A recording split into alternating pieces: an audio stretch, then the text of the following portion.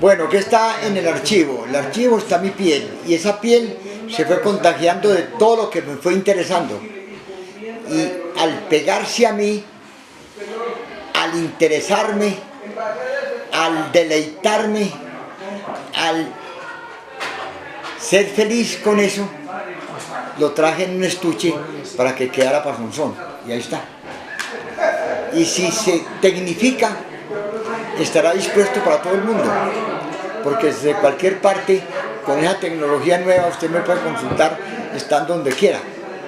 Entonces es abrir lo que yo puse aquí hacia el mundo.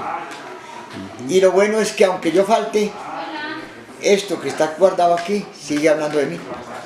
Ahí encuentra la gente que me conoció, la gente que escribió de mí, lo que yo escribí de mí, lo que yo dije en las entrevistas de televisión, de periódicos, de cosas.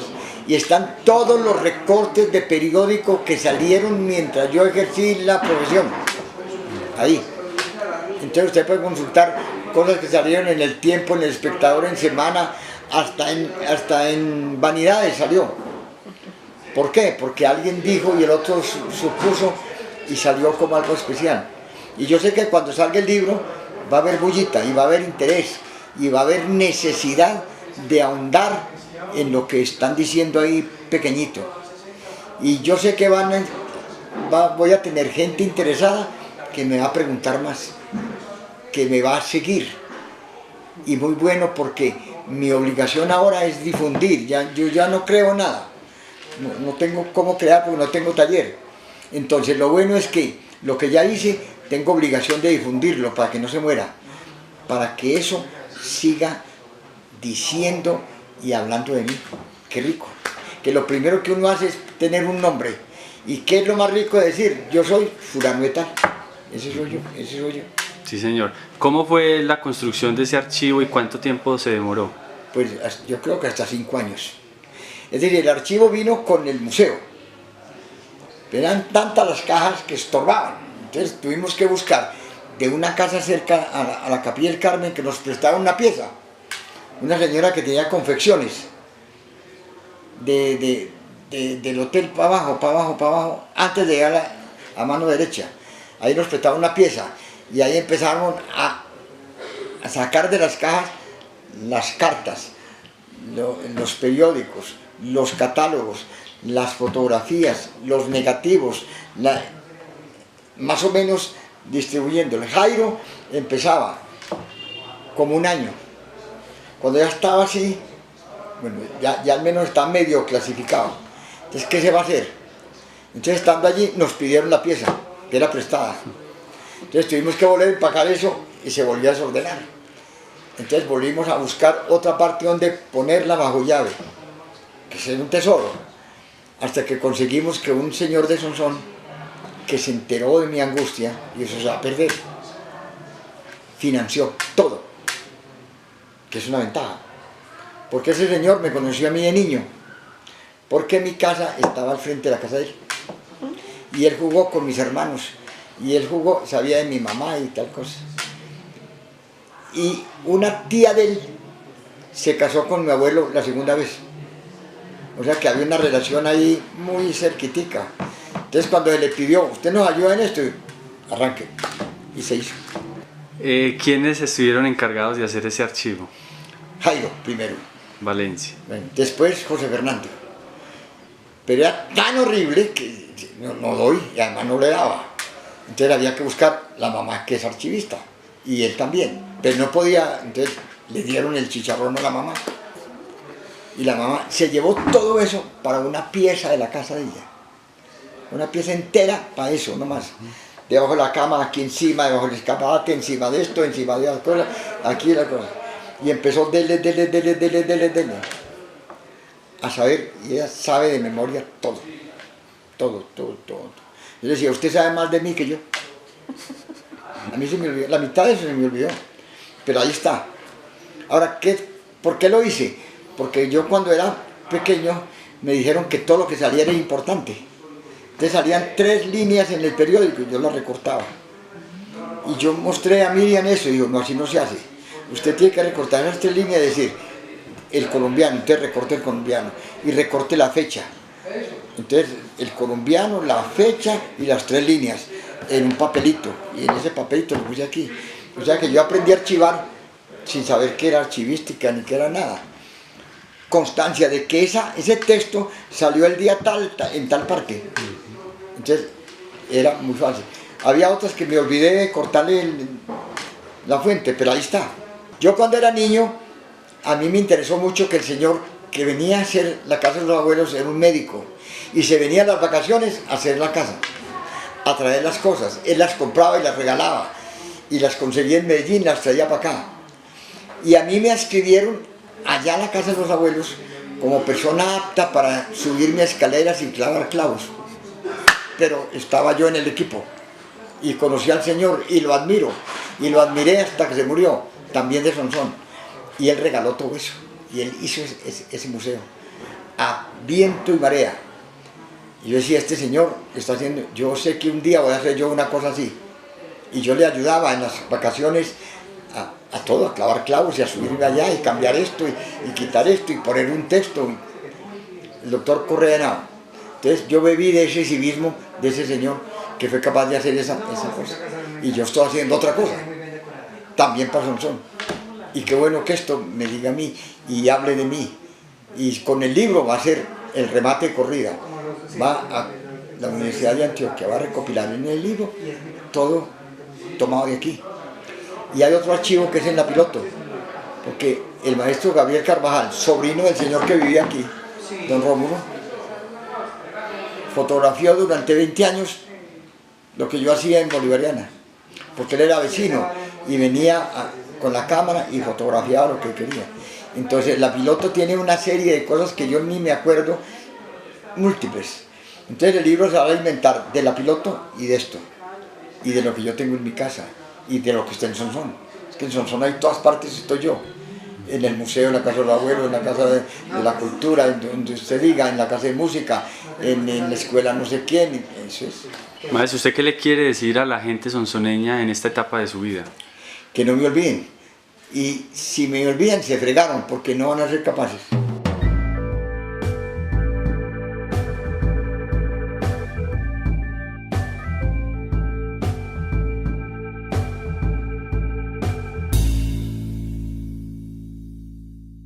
Bueno, este archivo del maestro Pablo Jaramillo inició como una segunda etapa del Museo Pablo Jaramillo, porque al venir yo acá a Sonsón y encontrar a este gran amigo, que es José Fernando Botero, empezamos a trabajar todo el tema de alrededor del museo, pero la donación del maestro Pablo a Sonsón no solamente fue de su obra, sino de su archivo personal.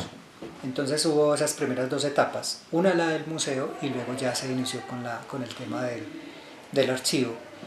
Con respecto al archivo, pues yo tengo una anécdota muy bonita y muy especial, porque arrancamos en una casa patrimonial donde se llevaron las cajas que contenían el archivo personal del maestro, y estuve muchos meses ahí embebido todos los días, 8 o 9 horas, leyendo y absorbiendo sobre la vida y obra del maestro. Entonces me llevé la sorpresa, pues, de que a pesar de que he tenido una relación con él de toda la vida, porque es como mi segundo papá, pues me doy cuenta de del gran amor que él tiene por el municipio y de todo lo que ha hecho, porque es una persona incansable, es una persona que ha luchado mucho por sus sueños, pero su sueño mayor es Sonsón.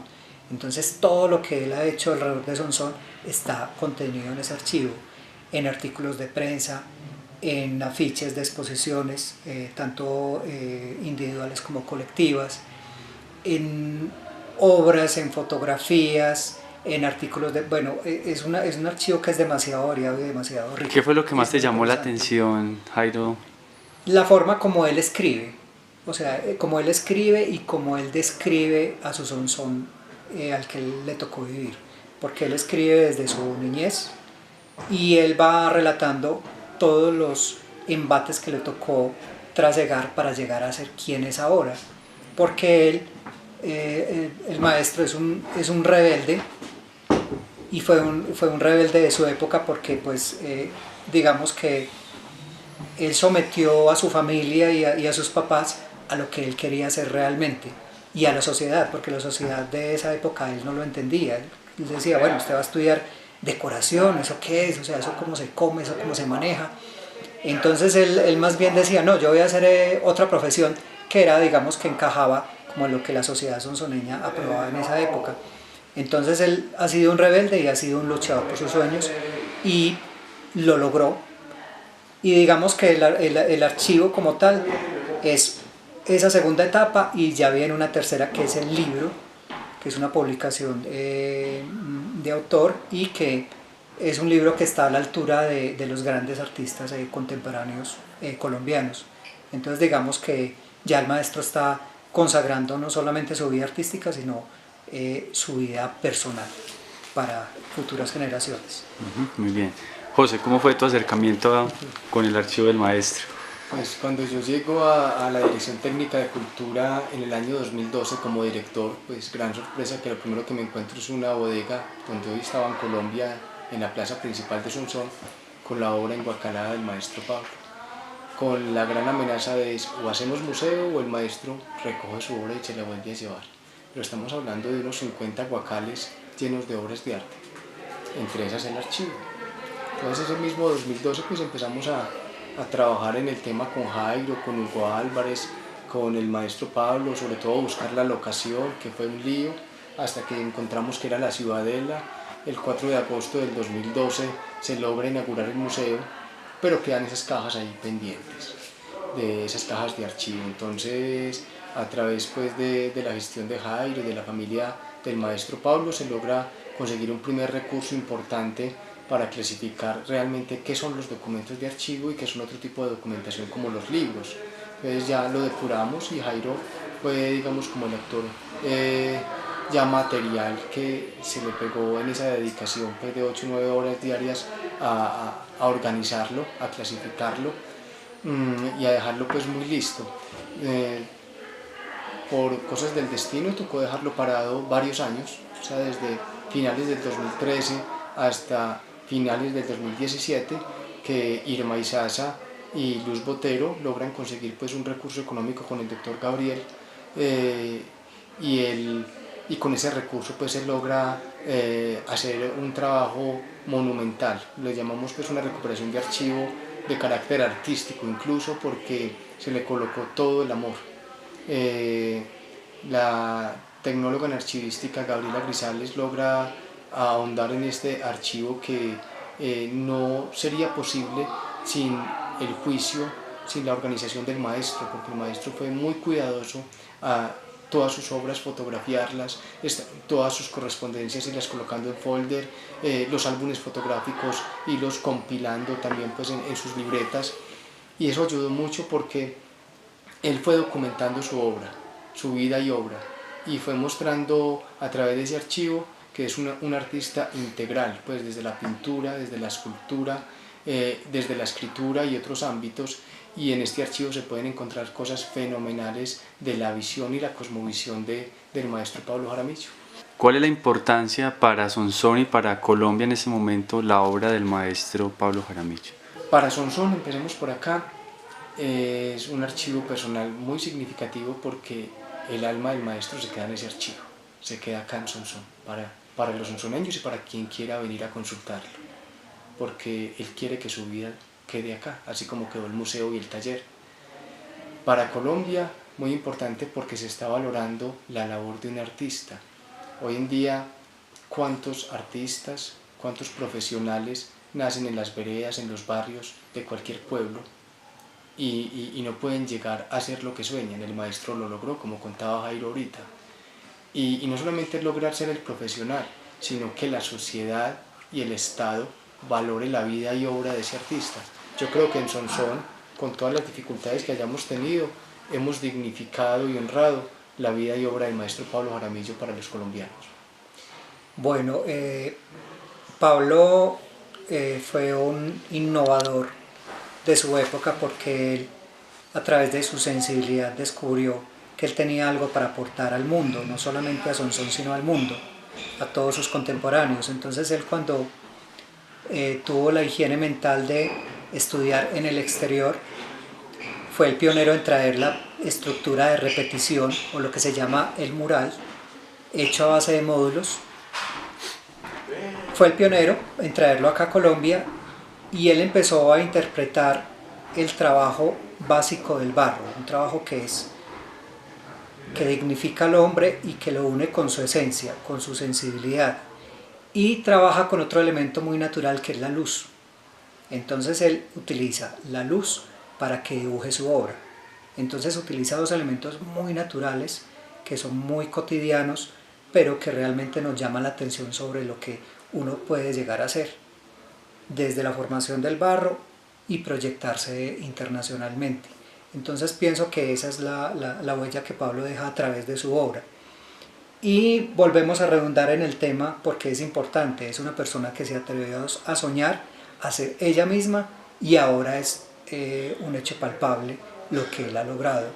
Y maravilloso que no solamente lo haya logrado, sino que él haya empoderado a muchas personas en su trasegar artístico, porque el taller del maestro Pablo ha sido un taller vivo, un taller donde cada persona que va a trabajar con él no es un maestro egoísta, sino que es un maestro que entrega todo su conocimiento, y no solamente todo su conocimiento, sino todo su saber, toda su filosofía de vida, y hace que cada persona potencialice sus sueños, y hace que cada persona sea importante, y hace que cada persona sea ella misma como él lo ha sido.